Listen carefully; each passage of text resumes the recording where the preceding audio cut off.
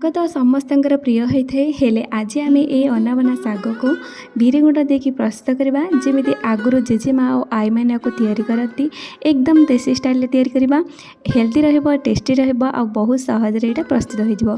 तो चलतु आज रेसिपी स्टार्ट करवा।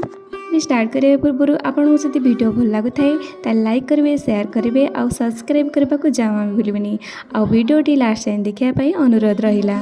नमस्कार आपन को आम यूट्यूब चैनल दृष्टिस किचन ओडिया रे अनेक अनेक स्वागत। जदि चैनल नुआ अच्छा प्लीज सब्सक्राइब करने। तो डेरी न करी चलतु आज रेसिपी स्टार्ट करवा। ये साग को आम प्रस्तुत करेंगे बाड़ी में उठुवा सब प्रकार साग को मुझे नहीं जाइए। एठी आपण माने देखि परथिबे विभिन्न प्रकार साग अछि हेले कानिसिरी सारू आ कखारू सागर क्वांटिटी के अधिक रखिबे। जो जो सब साग अच्छी से गुड़ा टे कम हेले चलिबो हेले ए तीनटी प्रकार साग जो अच्छी सेटा टे अधिक रखिबे खाइबा को भल लागिबो। तो वर्षा मास आसलानी आराम से बारीपटे ये सब साग गुड़ाक मिल जाव। थरे ये रेसिपी निहाती ट्राई करेंगे। साग पाई आम ये किसी पनीपरिया नहींचे पनीपरिया अच्छे ये 4-5टी सारू सारू जमी भल भाव में सीझी पड़े से सारू ही ने।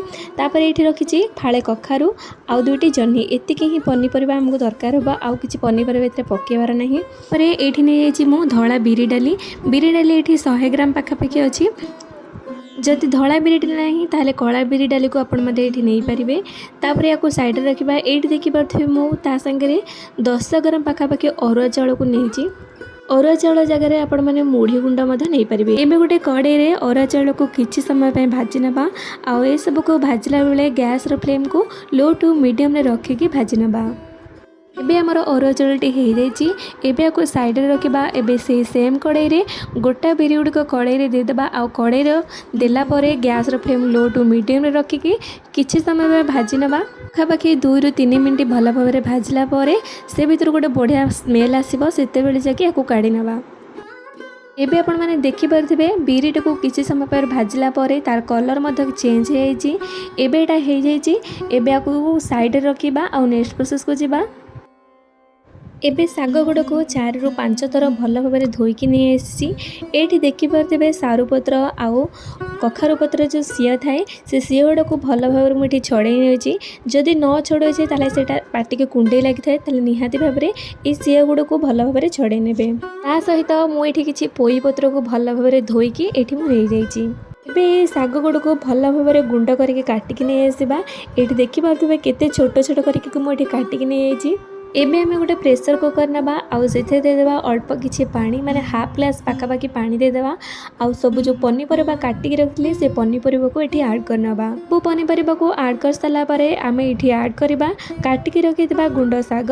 एठी तो आपण माने डेक्ची रे बनै परबा हांडी रे बनै परिबे हेले एटा को मु आज जल्दी पाई प्रेशर कुकर रे बनै नोची को सब दे सारा परे आमे एथा ऐड करबा स्वाद अनुसार लुण। एठी तो साग गुड़िक बहुत देखा जाए जिते बेले आम सीटी लगे ना सीझीज सागटा से देखिए बहुत कमिज।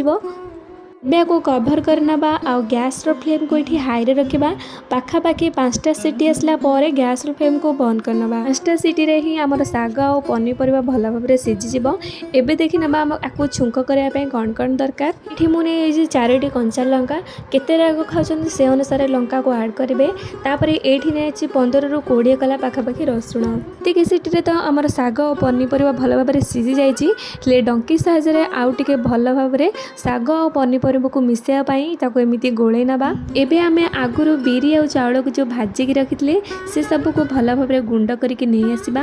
यही गुंड को सागरे सब देदेबा गोटे हाथ रे चूना को पकई नबा आ गोटे हाथ रे एमती डंकी साहाय्य गोले नबा। जेहेतु आमर साग ये गरम अच्छी जदि जल्दी जल्दी ये प्रोसेसटा न करे बिंडा बांधी दब तेणु यही प्रोसेसटा कला बेले टिके ध्यान रखिए। एबे मोर साग रेडी होइछि। एबे आपको छुंक लगेबा एथि मुझे गोटे हांडी रे दे 4 बड़ चामच सोरिष तेल गरम होला ये ऐड करना सोरिषर क्वांटिटी अधिक रखिए। सो आमर भल भाव में फुटीगला आम ये ऐड करवा कंचा लंका और रसुण छेचा किछि समय पर भाजला तापर ये ऐड करना जो साग आम रखी से साग को ये आम ऐड करना। छुंक दे सारापर जदि पानी टी कम लगुए ताले पानी आउ टिके देकी भल भाव में 2 ରୁ 3 मिनट कभर करके फुटे नेबे। 2 3 मिनिट शाग फुटिगला आमर रेडी हो गरमा गरम बिरी गुंड दिया शाग। ଏବେ ତ ବର୍ଷା ମାସ ଆସିଲାଣି ଆରାମସେ ଏହି ଶାଗ ଗୁଡ଼ାକ ବାରିପଟେ ମିଳିଯିବ। ଥରେ ଏହି ରେସିପିଟିକୁ ଟ୍ରାଏ କରନ୍ତୁ ବା ସହ ନିଜ ପରିବାରକୁ ଖୁଆନ୍ତୁ। ଭିଡ଼ିଓ ଭଲ ଲାଗିଲେ ସବସ୍କ୍ରାଇବ୍ ନିଶ୍ଚିତ କରିବେ।